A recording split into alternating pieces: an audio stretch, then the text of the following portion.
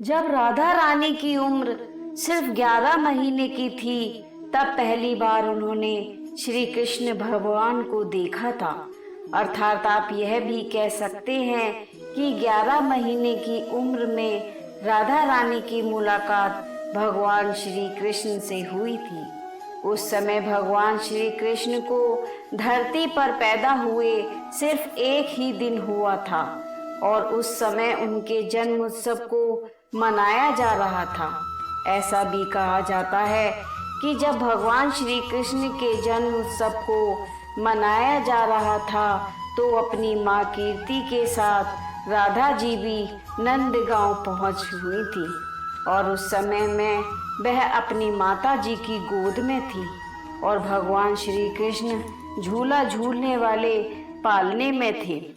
इसके अलावा बता दें कि गर्ग संहिता में भी इस बात का उल्लेख मिलता है कि जन्म उत्सव के हो जाने के बाद भगवान श्री कृष्ण राधा जी से दूसरी बार तब मिले थे जब वह भांडिर वन में अपने पिता नंद बाबा के साथ गुजर रहे थे।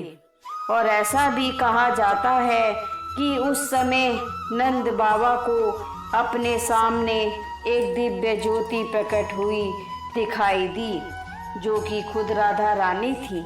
प्रकट होने के बाद उन्होंने नंद बाबा से निवेदन किया कि वह कन्हैया को उन्हें दे दे। इसके बाद राधा रानी की गोद में नंद बाबा ने कान्हा जी को डाल दिया। राधा जी की गोद में जब नंद बाबा ने कान्हा को डाल दिया, तब उसी समय कन्हैया जी ने अपने बाल रूप को छोड़ दिया और थोड़ी देर में राधा जी ने भी अपने बाल रूप को छोड़कर एक जवान किशोर के रूप में आ गए। उस समय भगवान ब्रह्मा जी वहां पर उपस्थित हुए और उनके द्वारा भगवान श्री कृष्ण और राधा जी की शादी को पूरा किया गया।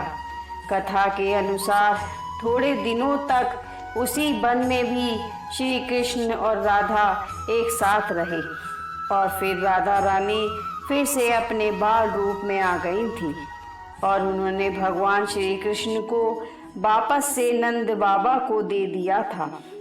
वन में मुलाकात होने के पश्चात फिर से भगवान श्री कृष्ण और राधा जी की मुलाकात संकेत नाम की जगह पर हुई थी। यह इलाका बरसाना और नंदगांव के बीच में पड़ता है, जो कि एक बहुत छोटा सा गांव है। मान्यता के अनुसार इसी जगह पर भगवान श्री कृष्ण और राधा जी के अलौकिक प्रेम की शुरुआत हुई थी।